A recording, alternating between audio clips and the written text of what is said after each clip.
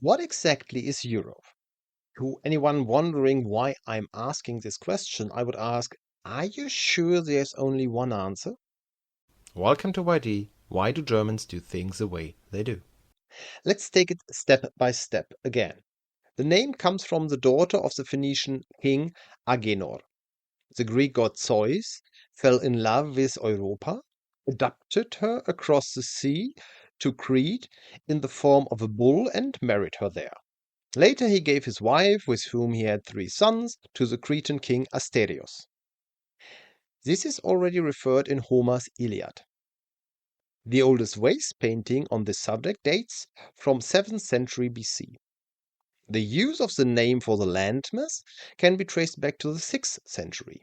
For the writer and geographer Herodot, the world looked something like this. Incidentally, the Greeks already knew at that time that the Earth was a sphere. At that time, people assumed that there were only Europe, Asia, and Libya. This later developed into Africa. When you look at it this way, it becomes clear why Rome considered itself the center of the world, because it was located on the Mediterranean Sea and the world seems to revolve around it. The imperial pulse that appeared later also divided the circle into 3 parts. The name Europe remained unchanged, and Europe was sometimes referred to and depicted as Europa Regina to make it easier to remember. Unlike today, the maps were often not oriented northward, but with the west at the top. We still use this mnemonic technique today, for example, with the boot of Italy, or in the US, where Louisiana is said to be a cook's boot. Also, this continent was called Europe, and there were, of course, cultural similarities such as the Romance, Germanic, or Slavic languages, the Christian background, the climate, and the general fair skinned phenotype of the inhabitants. Europe did not feel like a unified entity. The various rulers waged war against each other.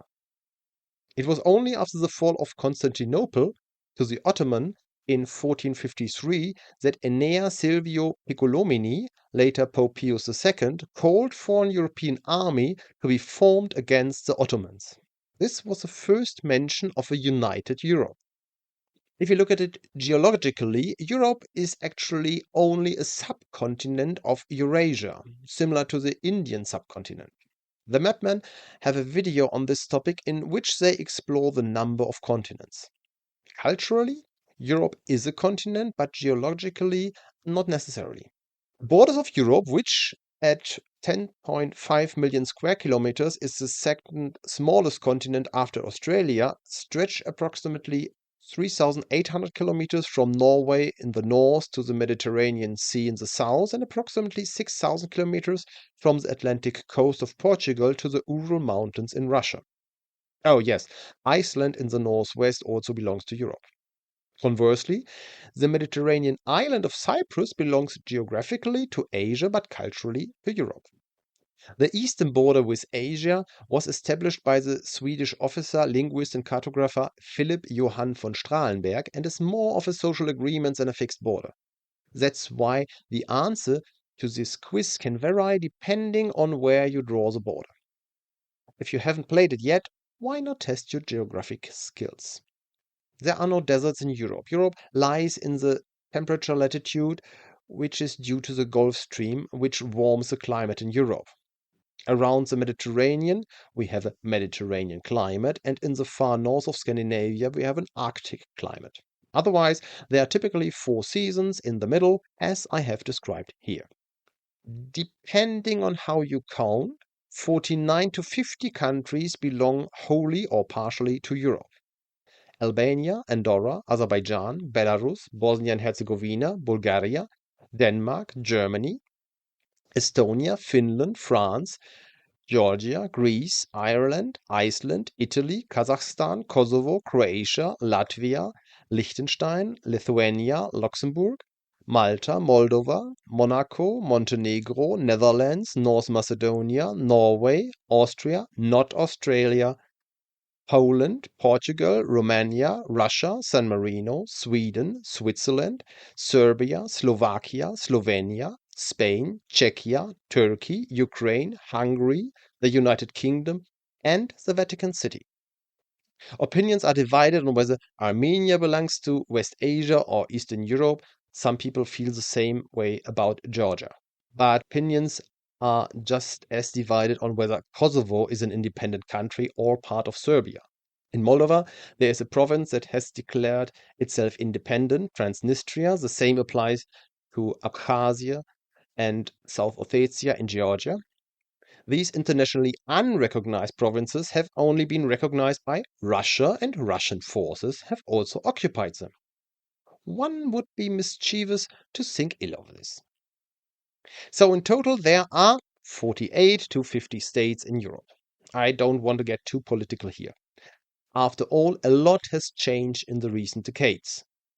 Czechoslovakia became Czech Republic and Slovakia, and Yugoslavia became 7 new states.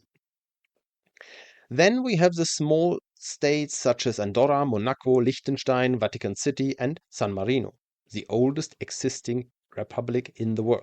I'm not going into the history of Europe or the Iron Curtain, but rather the current commonalities and alliances. The first organized European movement is considered to be the Pan-European Union, founded in 1922, which however lost its significance after the Second World War. Its goal was a politically and economically united, peaceful Europe based on Christian Western values.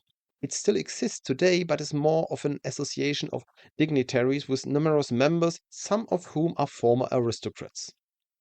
Before doing my research, I had never heard of it, but I'm always learning new things. Currently, there is the Council of Europe, which covers almost all of Europe and is an international organization founded in 1949 by the Treaty of London. This has been the flag of the Council of Europe since 1955. The aim of the Council of Europe is to promote democracy, human rights, and the rule of law. It started with 10 northwestern European states.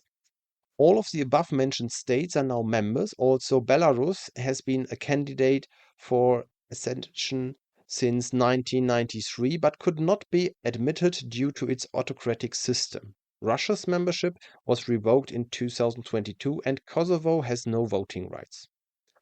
All members of the Council of Europe are also subject to the jurisdiction of the European Court of Human Rights. Since 2022, there has also been a European political community with the same members in which Kosovo also has full rights. The aim here is cooperation in politics, transport, security, and infrastructure.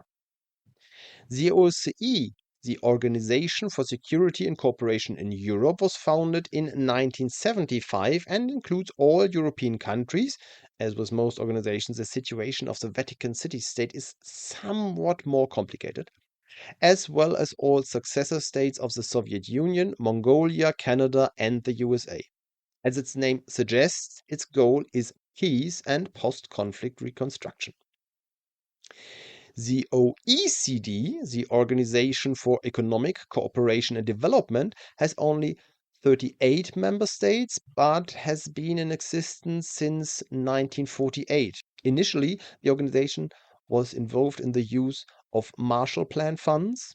The idea came from the United States and followed on from the New Deal of the 1930s. After the organization, initially abbreviation as OEEC, was renamed OECD in 1961, its main goal became to develop standards and improve economic cooperation. Japan joined 1964, Australia in 1971, New Zealand in 1973, and most recently Costa Rica in 2021. It's crazy, we haven't even talked about the EU yet. Just a moment. The European Broadcasting Union was founded in 1950, and most people probably know it from the Eurovision Song Contest, in which Israel and Australia also participate, by the way. The aim was to advance and standardize radio and television technology. It now includes 68 broadcasters in 56 countries and an additional 30 associated broadcasters from 19 other countries. Several EBU broadcasters also operate Euronews. As in many areas, Russia and Belarus are currently suspended from membership following the attack on Ukraine. let us now turn to the European Union. If you go back, the beginnings were in 1948 with the Brussels Pact and the Western European Union, which was not only an economic cooperation but also a defense alliance. Then in 1951 it continued with the European Coal and Steel Community, whose founding member included the Federal Republic of Germany. Over the decades, all of this developed first into the European Community and then into the European Union as we know it today. The former defense alliance, to which only parts of the European Community belonged, now applies to the entire EU. Article 42 states that in the event of an attack on the territory of a member state, all others must help.